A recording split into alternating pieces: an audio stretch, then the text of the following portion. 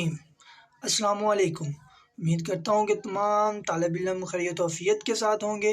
आपका मेज़बान शराज अहमद। लेक्चर शुरू करने से पहले रोज़ाना की तरह एक दफ़ा सूरत फातिहा, 3 दफ़ा सूरत इखलास, अव्वल आखिर दुरूद शरीफ पढ़कर इनको बख्श देंगे जो दुनिया से अभी तक चले गए हैं। फिर अपने लेक्चर का बाकायदा आगाज़ करते हैं रोज़ाना की तरह। आज मैं लेके आऊँ जी केमिस्ट्री। तो केमिस्ट्री किस क्लास की मेरे पास? क्लास 10th की केमिस्ट्री के अंदर हमने क्या क्या बातें की हमने पहले भी कर चुके हैं। इसके ऊपर बहुत ज़्यादा डिस्कशन हुई हमारी। उसके अलावा हम आज फिर यहाँ पे बात कर रहे हैं, ठीक है। तो यहाँ पे केमिस्ट्री को मैंने डिवाइड किया ऑर्गेनिक केमिस्ट्री के अंदर, इसके ऊपर भी मैंने बात की थी। अब ऑर्गेनिक केमिस्ट्री के अलावा यहाँ पे जो हमने मेन टॉपिक के ऊपर बात करनी है, दैट्स इट, हमारा वो क्या है, classification of the organic compound. Organic compound को हमने कितने हिस्सों में डिवाइड किया है, किस तरीके के साथ किया है, इसकी मैं पूरा जर्नल जो मेरे पास स्ट्रक्चर था वो मैंने पहले आपके साथ शेयर कर चुका हूँ। अब यहाँ पे मैंने इसकी थोड़ी थोड़ी डिवीजन की हुई है। अब यहाँ पे मैंने इसकी थोड़ी सी तफसीलन बात करनी है ताकि आपको अच्छे तरीके के साथ समझ आ जाए, ठीक है। तो आज मेरे पास है लेक्चर नंबर पार्ट 2। उसके ऊपर हम लेक्चर नंबर पार्ट 2 के अंदर हम इसके ऊपर अच्छे तरीके के साथ बात करते हैं कि जो जो ये हमारे पास है ये क्या है, ठीक है। तो अब चलते हैं जी अपने लेक्चर की तरफ। अब यहाँ पे मैंने ऑर्गेनिक कंपाउंड की फिर दोबारा से आपके पास जो मेरे पार्ट 1 के अंदर भी मैंने डेफिनेशन दी हुई है और यहाँ पे भी मैंने मजीद मतलब डेवलपमेंट की है कि यहाँ पे भी आपको दे दूँ।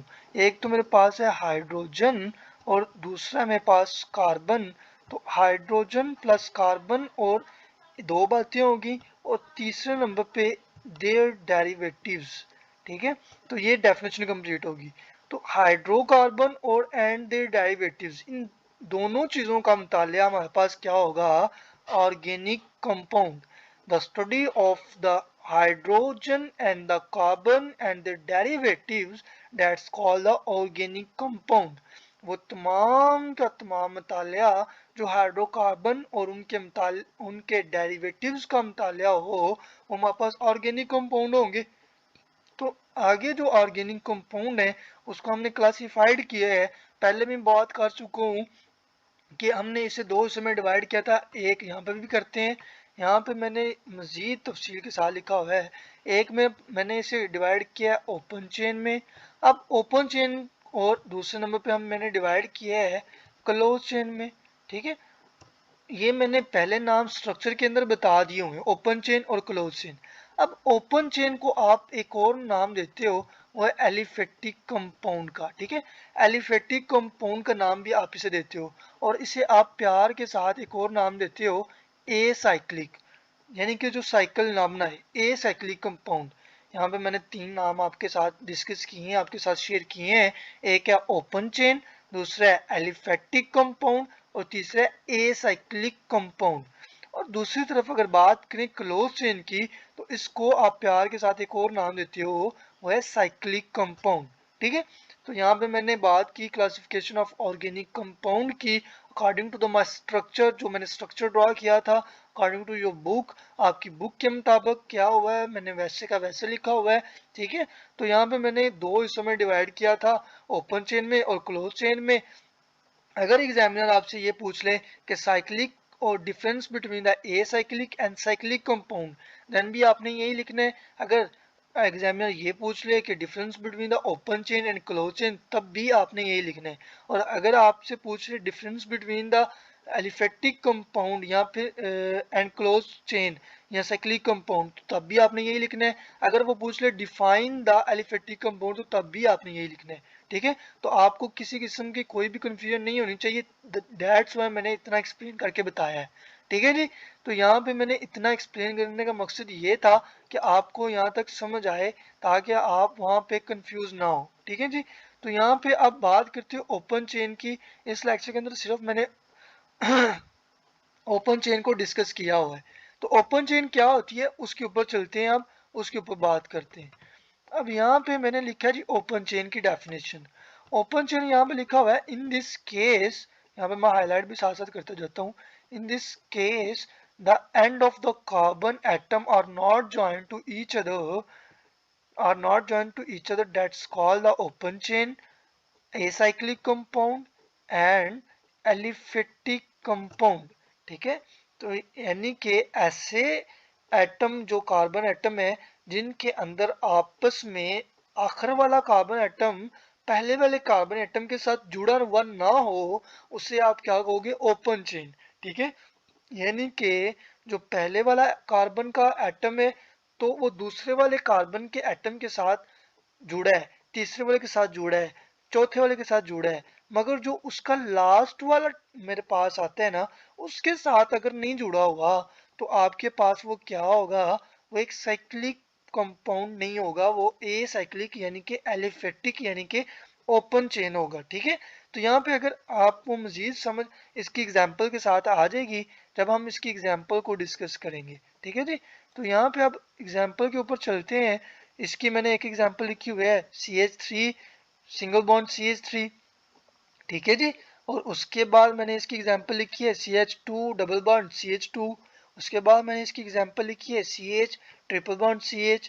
उसके अलावा मैंने एक और एग्जांपल यहाँ पे लिखी हुई है CH3 CH3 sorry CH3 CH2 CH3, ठीक है। तो ये मैंने 3-4 एग्जांपल यहाँ पे ऐड की हुई है। अब आपके ज़हन में ये क्वेश्चन आता होगा कि सर ने तो यहाँ पे कहा है atom are not joined to each other, यहाँ पे फर्स्ट वाला एटम दूसरे वाले एटम के साथ तो जुड़ा होगा मगर आखिरी एटम के साथ नहीं जुड़ा होगा, तो यहाँ पे ये वाला कार्बन तो ये वाला कार्बन तो आपस में जुड़े हुए हैं। मगर मेरे प्यारे भाई अगर आप ये देखो, यहाँ पे मैं आपको एक और ड्रॉ करके दिखाता हूँ जरा, ये देखना जरा, ये जो होता है हमारे पास सर्कल, ये एक साइक्लिक कंपाउंड इस तरह से होता है। यानी कि अगर आपके पास यहाँ से शुरू हुआ है तो यहाँ पर ही आकर ख़त्म हो जाए, उसे आप क्या कहते हो, एक साइकिल क्रिएट किया उसने, यानी कि उसने एक साइकिल बनाया है, यानी कि उसने एक साइक्लिक प्रोसेस हमारे पास क्रिएट कर दी है। मगर यहाँ पे जब हम इंशाल्लाह एरोमेटिक यानी कि क्लोज चेन के अंदर पढ़ेंगे तो वहाँ पे हम एक एरोमेटिक कंपाउंड इस तरह के साथ उसका स्ट्रक्चर ड्रॉ करेंगे जिसे आप बेंजीन का नाम देते हो, ठीक है। तो वहाँ पे अभी यहाँ पे अच्छे तरीके के साथ ड्रॉ नहीं मैं कर सका, वहाँ पे मैं आपके पास एक अच्छे तरीके के साथ ड्रॉ करूँगा फिर आपको समझ आ जाएगी, ठीक है। तो यहाँ पे आपके लिए इतना ही काफ़ी है कि आपका यहाँ पे फर्स्ट वाला कार्बन दूसरे वाले कार्बन के साथ जुड़ा हुआ है, मगर आपके पास एक साइकिल नहीं क्रिएट कर रहा, आपने बस अपने दिमाग में इतना याद रखना है। अब यहाँ पे इसको नाम देने का जो प्रोसेस है वो आपने देखना है। अब यहाँ पे मैंने एक टेबल ड्रॉ किया हुआ है, आपने उस टेबल को देखना है। जो मैं टेबल है वो क्या है, मैंने यहाँ पे लिखा है एथ, ठीक है। उसके बाद मैंने लिखा है सॉरी, पहले मैंने लिखा है मैथ, फिर मैंने लिखा है एथ, फिर मैंने लिखा है प्रोप, फिर मैंने ब्यूट, फिर लिखा है मैंने पेंट, ठीक है। उसके अलावा मैंने लिखा है यहाँ पे फिर उसके अलावा लिखा है हेक्सा, ठीक है। उसके अलावा मैंने लिखा है यहाँ पे हेप्टा, उसके अलावा मैंने लिखा है ओक्टा, उसके बाद लिखा है मैंने नॉन, फिर लिखा है डेक। अब यहाँ पे इनका मतलब क्या है, केमिस्ट्री के अंदर अपने बात याद रखनी है। अब आप ऑर्गेनिक केमिस्ट्री पढ़ रहे हो, डेट्स वाई जब भी कहीं एक कार्बन आएगा तो आप उसे कहोगे मेथ, ठीक है। और अगर आपके पास वही कार्बन दो हो जाए तो आप कहोगे उसे एथ, अगर वही कार्बन आपके पास तीन हो जाए तो कहोगे प्रूप, आप प्रोप कहोगे। फिर आपके पास वही कार्बन अगर चार हो जाए तो आप उसे ब्यूट कहोगे, पांच हो जाए तो पेंट कहोगे, ठीक है। अगर छह हो जाए तो आप उसे क्या कहोगे, हेक्सा हेक्स। फिर आप अगर उसके पास आपके पास सात हो जाए तो उसे आप कहोगे हेप्ट। उसके बाद अगर आपके पास आठ हो जाए तो उसे आप कहोगे ओक्ट। अगर नौ हो जाए तो नॉन। फिर अगर 10 हो जाए तो आप उसे डेक कहोगे। अक्सर आपके पास जो MCQ आया करता है वो आपके पास ये वाला आया करता है, ओक्टा वाला, ठीक है। तो ओक्टा वाला अगर आपने अपने दिमाग के अंदर ये स्केच याद कर लिया देन आपको कोई भी डिफिकल्ट नहीं होगा, ठीक है। तो आपने ये वाला स्केच याद कर लेना है ताकि आपके लिए आसानी हो, ताकि आपको ये वाला अगर कोई MCQ आ भी जाए तो आपके लिए आसानी के साथ आप इसे सॉल्व कर सको, ठीक है जी। तो आपने क्या करना है, इसे याद कर लेना है। अब ज्यादातर ये वाला MCQ आता है ओक्टा वाला, ठीक है। तो ओक्टा वाला जो मैं यहाँ पे दोबारा हाईलाइट कर देता हूँ, ये वाला, ठीक है। तो ये वाला MCQ बड़ा इंपॉर्टेंट है। ये मैंने पास पेपर रिसर्च किए तो वहाँ पे ये 100 टाइम यानी कि इससे भी ज़्यादा टाइम आया हुआ है। तो यानी कि ये बहुत ज़्यादा इंपॉर्टेंट है, तो आपने इसे डिस्कस कर लेना, इसे याद करना है। अब यहाँ पे आप देख रहे होगे कि आपके पास यहाँ पे मैंने अब मैथ की मैंने एग्जांपल नहीं दी हुई, तो मैथ की भी मैंने यहाँ पे एग्जांपल लिख देता हूँ आपके पास। यहाँ पे अगर मैथ की एग्जांपल लिखें तो आपके पास आएगा CH4 यानी कि मीथेन। यहाँ पे मैं इसका नाम भी लिख देता हूँ आपके पास, मीथेन। ठीक है जी, मीथेन। अब यहाँ पे आपके पास मैंने इसका नाम भी ड्रॉ कर दिए और उसके अलावा मैं इसका कलर आपके पास ब्लैक कर देता हूँ ताकि आपके लिए आसानी हो। अब यहाँ पे CH4 यहाँ पे आपको दिखाई दे रहा होगा कि आपके पास सिर्फ एक कार्बन है। ठीक है, अब एक कार्बन होगी तो उसे आप क्या कहोगे, मैथ। अब यहाँ पे मेरे पास मैंने एन का भी इजाफा किया है। अब एन क्या होती है, पहले लेक्चर के अंदर मैंने डिस्कस किया था अनसैचुरेटेड कंपाउंड को। तो अनसैचुरेटेड कंपाउंड के अंदर मैंने तीन बातें की थी। एक, सैचुरेटेड के अंदर आता था अल्केन। ठीक है, उसके बाद मेरे पास अनसैचुरेटेड के अंदर एक तो आता था अल्कीन और उसके अलावा यहाँ पे मैंने लिख दिए हैं और आता था अल्काइन। यहाँ पे मैंने इस वजह से लिख दिए ताकि आपके लिए आसानी हो। ठीक है, तो अब यहाँ पे मैंने बताया है आपको ये वाला आपने कॉन्सेप्ट इंशाल्लाह जब आप हाइड्रोकार्बन वाला चैप्टर पढ़ोगे तो वहां पे आप अच्छे तरीके के साथ ये वाला कॉन्सेप्ट समझोगे। अब अगर आपके पास एक सिंगल, आपने यहाँ पे एक ही बात याद रखनी है, अगर आपके पास सिंगल आता है, सिंगल बॉन्ड, ये देख रहे हैं आप सिंगल बॉन्ड है यहाँ पे। अब सिंगल बॉन्ड को प्रेजेंट करने का मकसद ये होता है कि अगर आपके पास एक लाइन हो तो उसे आप कहते हो सिंगल बॉन्ड। अब यहाँ पे एक लाइन है तो यानी कि सिंगल है, तो यानी कि ये कौन सा बॉन्ड है, सिंगल बॉन्ड है। अगर सिंगल बॉन्ड होगा तो आपके पास अल्केन होगा। तो जब जब भी आपके पास अल्केन आएगा आप उसके लास्ट वाला वर्ड जो आपके पास है यहाँ पे एन, ठीक है, ये एन आप यहाँ पे ऐड कर दोगे। ठीक है, अगर हम मैंने यहाँ पे आपको पहले बताया आपके पास कितनी हो, दो कार्बन हो तो उसे आप क्या नाम दोगे, एथ का। अब यहाँ पे मेरे पास दो कार्बन हैं, एक तो मैं यहाँ पे हाईलाइट दूसरी तरह से करता हूँ ताकि आपके पास आसानी हो। मैं दो कलर यूज करके इसे हाईलाइट करता हूँ। एक मेरे पास ये, ठीक है, और दूसरी मेरे पास क्या है जी, दूसरा मेरे पास यहाँ पे मैंने कलर चेंज कर लिए, दूसरा मेरे पास ये वाला कार्बन है। अब दो कार्बन है तो मैंने क्या कहा था, दो कार्बन होंगे तो आपने एथ लगाना है। अब ये मैंने एथ लगा दिए। अब दूसरा नंबर में मैंने ये कहा है कि आपके पास अगर एक सिंगल बॉन्ड होगा तो आप उसे क्या करोगे, सिंगल बॉन्ड को हमेशा एन लिखोगे। ठीक है, तो एन यानी कि इथेन। ठीक है जी, इसी तरह से दूसरी तरफ चलते हैं तो मैंने यहाँ पे अल्कीन की एग्जांपल ली हुई है। मैंने यहाँ पे कहा था कि दो कार्बन होंगे, एक मेरे पास ये कार्बन है। ठीक है, यहाँ पे मैं दूसरे तरीके के साथ जैसे पहले किया वैसे करता हूँ ताकि आसानी हो। ठीक है जी, अब यहाँ पे जो आपके पास है वो मैं दोबारा दूसरे तरीके के साथ जैसे मैंने पहले कहा है वैसे करता हूँ ताकि आपके लिए डिफिकल्ट ना हो। ठीक है जी, अब आपके लिए मैं आसानी के लिए ये सारा कुछ कर रहा हूँ। अब यहाँ पे दो मेरे पास कार्बन है तो उसके दरमियान आप बॉन्ड देख रहे हो कि आपके पास क्या है, सिंगल बॉन्ड है। ठीक है, तो ये सिंगल बॉन्ड नहीं है। अब यहाँ पे एक सिंगल और एक सिंगल यानी कि दो सिंगल बॉन्ड है, दो लाइंस लगी हुई हैं। तो आपको पता है 9th क्लास में आपने पढ़ा था जब भी दो लाइंस आएंगी तो वो क्या होगा, डबल बॉन्ड होगा। जब भी डबल बॉन्ड होगा तो आपको पता है वो कौन सा बॉन्ड, वो कौन सा क्या रिप्रेजेंट कर रहा होगा, वो कौन से बॉन्ड को रिप्रेजेंट कर रहा होगा, वो कौन सी क्लास को प्रेजेंट कर रहा होगा, वो आपके पास आपकी जो क्लास है अनसैचुरेटेड उसे प्रेजेंट कर रहा होगा। तो अनसैचुरेटेड के अंदर आपने दो बातें पढ़ी, एक डबल बॉन्ड की और एक ट्रिपल बॉन्ड की। अगर डबल बॉन्ड होगा तो आप उसे क्या कहोगे, अल्कीन। ठीक है, तो अल्कीन के अंदर आपके पास क्या है, डबल बॉन्ड। अगर डबल बॉन्ड है तो इसका मतलब ये हुआ कि ये क्या है, इन।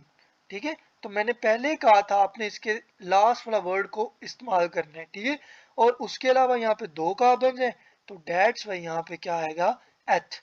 ठीक है, एथ के साथ मैंने इन लगा दिए तो ये बन गया इथीन। ठीक है जी, क्योंकि ये यहाँ पे डबल बॉन्ड है। अब यहाँ पे मैंने ट्रिपल बॉन्ड की भी बात की हुई है। यहाँ पे ये दो कार्बन है, उम्मीद करता हूँ कि अब इसे दोबारा रिपीट करने की जरूरत नहीं होगी। तो यहाँ पे ये ट्रिपल बॉन्ड है, तो ट्रिपल बॉन्ड का मतलब यानी कि आयन है। ठीक है जी, तो यहाँ पे एथ यानी कि दो कार्बन की वजह से और आयन मतलब यहाँ पे ट्रिपल बॉन्ड की वजह से। ठीक है जी, अब यहाँ पे मैंने एक और एग्जांपल ड्रॉ की है ताकि आपके लिए आसानी हो आपको नोमेनक्लेचर की भी साथ साथ समझ आती जाए, जो आपने एफएससी लेवल में जाके पढ़ना है। अब नोमेनक्लेचर को भी आसान अल्फाज में मैं आपको समझा रहा हूँ। अब यहाँ पे मेरे पास तीन मतलब कार्बन है, एक ये वाली, दूसरी मेरे पास ये वाली और तीसरी मेरे पास ये वाली। अब यहाँ पे मैं आपके पास क्या करता हूँ, इन्हें मैं चाह रहा था कि यहाँ पे भी कलर चेंज करके आपको बताऊं। तो यहाँ पे पहला कलर मेरे पास वो वाली लेते हैं जो पहले था, ये मेरे पास कार्बन 1 होगी, ठीक है। उसके अलावा अब कलर चेंज करते हैं, ग्रीन ले लेते हैं, ये मेरे पास कार्बन दूसरी हो गई। और उसके अलावा मेरे पास एक और कलर मैंने चेंज किया और ये मेरे पास क्या होगी, ये मेरे पास थर्ड कार्बन होगी। तो मैंने यहाँ पे ऊपर चलते हैं, तो मैंने क्या कहा था, अगर आपके पास तीन कार्बन आ जाती हैं तो उसे नाम देना है आपने प्रोप का। तो प्रोप का नाम देंगे तो यहाँ पे आपके पास आ जाएगा प्रोप, ठीक है। और उसके अलावा मैंने क्या कहा था आपको, अगर सिंगल बॉन्ड होगा तो आपने क्या नाम देना है इसे, एन, यानी कि अल्केन का नाम देना है। तो अल्केन के लास्ट वाला वर्ड आपने यूज करना है, ठीक है, वो आ जाएगा एन। तो इसका मतलब पूरा क्या हुआ, प्रोपेन। तो यहाँ पे मैंने कलर डिफरेंट यूज किए हैं, डेट्स वाई, ताकि आपको अच्छे तरीके के साथ समझ आ जाए, ठीक है जी। उम्मीद करता हूँ कि किसी का किसी किस्म का कोई भी क्वेश्चन नहीं होगा। अगर फिर भी किसी को नोमेनक्लेचर की समझ नहीं आई तो वो दोबारा वीडियो को रिवर्स करे और उसके रिवर्स करके देखे, तो उसे अच्छे तरीके के साथ समझ आ जाएगी। तो यहाँ पे मैंने फार्मूलाज के ऊपर बहुत तफसीलन बात की, क्योंकि अक्सर बच्चों को फार्मूलाज की समझ नहीं आती। डेट्स वाई मैंने यहाँ पे बहुत तफसीलन बात की। अगर किसी का फिर भी कोई क्वेश्चन है तो वो कमेंट करे, मैं उसका रिप्लाई करूंगा, ठीक है। और अगर किसी को वैसे कॉमन सा क्वेश्चन है तो वो आप वीडियो को रिवर्स करें, तो फिर आपको अच्छे तरीके के साथ समझ आ जाएगी। अब ओपन चेन को क्या किया हुआ था, दो हिस्सों में डिवाइड किया हुआ था। ओपन चेन को भी दो हिस्सों में डिवाइड करने का मकसद ये हुआ कि हमारे पास जो है, यानी कि जैसे मैंने पहले बात की कि आपके पास with the passage of time हर चीज डिवाइड होती गई, हर चीज को हमने डिवाइड किया, हर चीज को हमने डेवलपमेंट आती गई, हर चीज के अंदर तरक्की होती गई, प्रोग्रेस आती गई। तो फिर जब प्रोग्रेस आती गई तो आपने उसे मजीद डेवलप किया, उसे मजीद डिवाइड किया। अब मैंने ओपन चेन को डिवाइड किया दो हिस्सों के अंदर, वो क्या है, एक स्ट्रेट चेन यानी कि सीधी चेन और दूसरी है ब्रांच चेन। तो उर्दू मीडियम बच्चों के लिए भी यही है कि स्ट्रेट चेन को स्ट्रेट चेन ही कहते हैं और ब्रांच चेन को भी ब्रांच चेन ही कहते हैं, ठीक है। मजीद अगर देखें तो इसे कहेंगे सीधी चेन, ठीक है, और इसे कहेंगे हमारे पास शाखों वाली चेन, ठीक है। तो अब इसके ऊपर फर्दर बात करते हैं, ठीक है। अब एक एक के ऊपर बात करते हैं। अब जो मेरे पास स्ट्रेट चेन है उसकी डेफिनेशन यहाँ पे मैंने लिखी हुई है, carbon atom join with each other. अब जो कार्बन एटम होते हैं वो एक दूसरे के साथ जुड़े होते हैं, ठीक है। इसकी definition just like as open chain की तरह ही है। आपकी बुक के ऊपर ओपन चेन की एग्जांपल नहीं दी हुई, मगर मैंने आपको यहाँ पे भी प्रेजेंट कर दिए ताकि आपके पास आपको अच्छे तरीके के साथ समझ आ जाए। अब यहाँ पे मैंने carbon atom join with each other, यानी कि हर कार्बन एटम एक दूसरे के साथ जुड़ा होगा, ठीक है। तो यहाँ पे आपको दिखाई दे रहा होगा कि हर कार्बन एटम क्या हुआ है, जुड़ा हुआ है। यहाँ पे मैं मजीद आपको बता दूं कि यहाँ पे देखें जरा, ये कार्बन इस कार्बन के साथ जुड़ा हुआ है, या अगर ये वाला कार्बन इसके साथ जुड़ा हुआ है, यानी कि ये वाला आपस में जुड़े हुए हैं और ये वाला आपस में जुड़े हुए हैं। तो इस तरह से ये एक क्रिएट कर रहे हैं, हमारे पास क्या क्रिएट कर रहे हैं, एक चेन क्रिएट कर रहे हैं। अब ये वाली जो चेन क्रिएट कर रहे हैं इसे हम नाम देते हैं। अब नाम देने का असूल मैंने आपको पहले ही बता दिया है। अब यहाँ पे मेरे पास तीन कार्बन है और तीन कार्बन होंगे तो ऊपर चलते हैं, मैं अभी आपसे डिस्कस किया है कि अगर तीन कार्बन होंगे तो उसे आप क्या कहोगे, प्रोप। तो यहाँ पे तीन कार्बन दिए हुए हैं तो इसका मतलब क्या हुआ कि ये प्रोप है। अब मैंने ये कहा था कि अगर आपके पास सिंगल बॉन्ड होगा तो सिंगल बॉन्ड को आप क्या कहोगे, एन। एन क्यों कहोगे, यहाँ पे मैं अभी डिस्कस कर चुका हूँ, अल्केन की वजह से, ठीक है जी। तो यहाँ पे अब नाम देना मेरे ख्याल से आपको आ गया होगा, इसे नाम देना आपके लिए इतना मुश्किल नहीं होगा, क्योंकि जैसे मैंने समझाया है आपको उम्मीद करते हो कि अच्छे बच्चों की तरह आपने समझा होगा।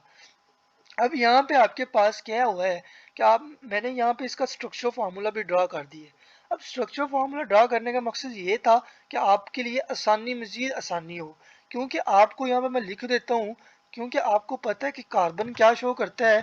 कार्बन आपके पास टेट्रावैलेंसी शो करता है, ठीक है जी। टेट्रावैलेंसी शो करने का मतलब ये हुआ, वैलेंसी क्या होती है, वैलेंसी को भी मैं डिस्कस कर देता हूँ। वैलेंसी आपके पास ये होती है कि किसी भी कार्बन एटम की, किसी भी एटम की आपके पास किसी दूसरे एटम के साथ मिलने की सलाहियत को आप क्या कहते हो, वैलेंसी, ठीक है जी। किसी दूसरे एटम का किसी दूसरे एटम के साथ मिलने की सलाहियत को आप वैलेंसी कहते हो। अब इस टेट्रा का मकसद क्या है, यानी कि आपने ये प्रीफिक्सेस यूज किए होंगे, मोनो, ठीक है, यहाँ पे सॉरी मोनो, डाई, ठीक है जी, उसके अलावा ट्राई, ठीक है, उसके अलावा टेट्रा। तो यहाँ पे आपने ये वाले वर्ड्स यूज किए हुए हैं। इसका मतलब ये होता है कि मोनो मतलब वन, टू, डाई मतलब टू, ट्राई मतलब थ्री, टेट्रा मतलब फोर। यानी कि एक चीज को आप अगर चार दफा मतलब लिखोगे, अगर उसकी वैलेंसी चार होगी, टेट्रा का मतलब मैंने अभी बताया कि आपके पास चार है, तो यानी कि इसका मकसद ये हुआ, इसका मतलब ये हुआ कि कार्बन हमेशा चार की वैलेंसी शो करेगा, ठीक है। तो अब आपको ये कॉन्सेप्ट यहाँ से अच्छे तरीके के साथ बिल्ट हो जाएगा कि ये एक बॉन्ड बनाया हुआ है कार्बन ने, दूसरा बॉन्ड ये बनाया हुआ है, तीसरा बॉन्ड ये, सॉरी यहाँ पे मैं रेज करके दोबारा आपको समझाने की कोशिश करता हूँ, और दूसरा बॉन्ड हमारे पास, तीसरा तीसरा बॉन्ड ये बनाया हुआ है हमारे पास, फिर यही हो गया, मैं दोबारा रेज करके करता हूँ। अब तीसरा बॉन्ड हमारे पास ये बना हुआ है, और उसके अलावा हमारे पास ये वाला बॉन्ड क्रिएट हुआ हुआ है, ये वाला मेरे पास बॉन्ड क्रिएट हुआ हुआ है, ठीक है जी। अब ये वाला जो मेरे पास बॉन्ड आया हुआ है ना, ये वाला, ये मेरे पास एक, तो मेरे पास बॉन्ड ये है, एक, दो, तीन, चार, यानी कि चार बॉन्ड्स मेरे पास कार्बन के मैंने ड्रॉ किए हुए हैं। अब मैं यहाँ पे मजीद आपके पास लेके जाता हूँ। अब अगर दूसरे पे देखें तो एक कार्बन का ये, दूसरा कार्बन का ये, तीसरा कार्बन का ये, चौथा ये, यानी कि इस कार्बन ने भी चार अपने पूरे किए हुए हैं। अगर इस कार्बन का देखें, इस वाली कार्बन का, तो इसने भी चार किए होंगे, एक, दो, तीन और ये चार, यानी कि ये चार की वैलेंसी के साथ आपने इसे ड्रॉ करना है। अब ये चार की वैलेंसी आपने याद ये बात करनी है कि आपके पास कभी भी कार्बन एटम चार से ज्यादा बॉन्ड नहीं बनाएगा। अगर चार से ज्यादा बनाएगा तो आपका रिएक्शंस गलत हो जाएंगे, ठीक है। तो यानी आपने ये बात याद रखनी है, कार्बन हमेशा टेट्रावैलेंसी शो करता है, टेट्रावैलेंसी के अलावा वो कोई वैलेंसी यूज नहीं करता, ठीक है जी। वैलेंसी में बात कर चुका हूँ, किसी एक एटम की दूसरे एटम के साथ मिलने की सलाहियत वैलेंसी कहलाती है। अब टेट्रा क्या होती है, चार होती है, ये भी मैं यहाँ पे डिस्कस कर चुका हूँ। अब आपको ये कंफ्यूजन होगी कि आपने यहाँ पे हाइड्रोजन कैसे सेट करने हैं, तो आपको मैंने अभी बताया है कि आपने क्या करना है। आपने पहले कार्बन की चार की वैलेंसी पूरी करनी है, टेट्रावैलेंसी, यानी कि आपने ये वाली, मैं यहाँ पे मजीद, यहाँ पे आपने पहले कार्बन, मैं यहाँ पे लिख के दिखाता हूँ, यहाँ पे आपने पहले कार्बन लिखना है, ठीक है। फिर उसके बाद आपने इससे इसकी वैलेंसी यहाँ पे पूरी करनी है, दूसरी तरफ भी आपने यहाँ पे भी लगाना है, इसके ऊपर भी लगाना है। उसके अलावा इसके साथ साथ आपने चारों तरफ इस तरह से लगा देना है ताकि आपके पास ये क्रिएट हो जाए। अब इस तरह से आपने इसकी चारों की वैलेंसी पूरी करते जाना है। अब यहाँ पे मैंने इसकी ये की है, तो एक यहाँ पे आ जाएगा, एक दूसरी तरफ आ जाएगा और एक नीचे आ जाएगा, और इस तरीके के साथ आपके पास चार की वैलेंसी पूरी हो जाएगी। अब जहाँ जहाँ पे ये वैलेंसी आती जाएगी आपके पास, आपने करना क्या है, उसे आपने वो वाली वैलेंसी पकड़नी है। यानी कि ये अगर आपके पास ये वाला आता है, यहाँ पे जैसे मैंने ये किया हुआ है, ये मैंने पहले कार्बन लिखा है, ठीक है, ये वाला कार्बन लिखा है, फिर मैंने ये वाला कार्बन किया, और ये मेरे तीन कार्बन पूरे हो गए। अब तीनों को मैंने वैलेंसी चार करनी है, तो मैंने चार चार लाइनें ड्रॉ की, ठीक है, उस तरीके के साथ। फिर जहां जहां पे मैंने लाइंस लगाई, वहां पर मैंने हाइड्रोजन पुट कर दिए, ठीक है। तो यहाँ जहाँ पे आपके पास लाइंस होंगी, वहां वहां पे आपने हाइड्रोजन लगा देने। तो इस तरीके के साथ आपके पास एक स्ट्रक्चर ड्रॉ हो जाएगा। उम्मीद करता हूँ कि आपको अब फार्मूलाज बनाने भी आ गए होंगे। यानी कि फार्मूलाज कैसे बनाते हैं इसको भी आपने स्टडी कर लिया, आपको इसकी भी अब कोई डिफिकल्टी नहीं आएगी। नेम कैसे देते हैं, इसको नोमेनक्लेचर क्या है वो भी आपने स्टडी कर लिया, अब इसको नाम कैसे देते हैं वो भी आपने स्टडी किया। उसके अलावा आप फार्मूलाज कैसे बनाते हैं ये भी आपने यहाँ पे स्टडी कर लिया। अब यहाँ पे अगर आपने यहाँ पे अच्छे तरीके से नहीं समझा तो फिर आप इसे रिवर्स करके समझ लें ताकि ये आपके लिए आसान हो, क्योंकि ये बड़ा इंपॉर्टेंट है। ये एफएससी लेवल में भी आपके पास आएगा और उसके अलावा यहाँ पे भी बड़ा इंपॉर्टेंट है, और इसके अलावा ये पेपर पॉइंट ऑफ व्यू से भी बड़ा इंपॉर्टेंट है। ठीक है जी, अब चलते हैं जी अगली नेक्स्ट एग्जाम्पल की तरफ। अब यहाँ पे वही एग्जाम्पल है, 3 कार्बन है, 1 2 और 3। अब यहाँ पे एक और चीज चेंजिंग मैंने ये की है कि यहाँ पे मैंने सिंगल बॉन्ड के साथ साथ डबल बॉन्ड को भी प्रेजेंट कर दिया।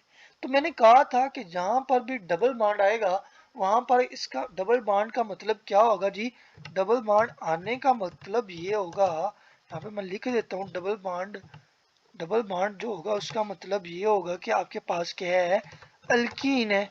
तो जब भी अल्कीन होगी तो उसके अंदर आपने क्या करना है, आपने डबल बॉन्ड के अंदर जब भी आपके पास डबल बॉन्ड आता है तो उसके अंदर यानी कि अल्कीन है, तो अल्कीन का मतलब ये हुआ कि आप इसके अंदर प्रोप है तो डबल बॉन्ड आया तो इस वजह से आप यहाँ पे ईन लगा दोगे, डेट्स वाई आपका क्वेश्चन पूरा हो जाएगा।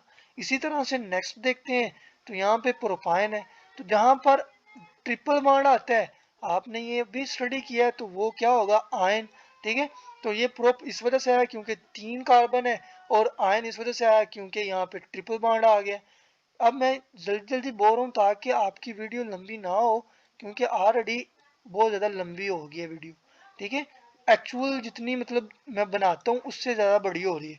अब तीसरे नंबर पर मैंने एक और एग्जांपल ड्रॉ की हुई है ताकि आपको अच्छे तरीके से समझ आ जाए, आप नोमेनक्लेचर भी अच्छे तरीके से समझ जाओ कि वो क्या है। आपके पास 1 कार्बन है, 2 कार्बन है, 3 कार्बन है और 4 कार्बन है। तो मैंने कहा था कि जब 4 कार्बन आएंगे उसके अंदर आप क्या लगाओगे, ब्यूट।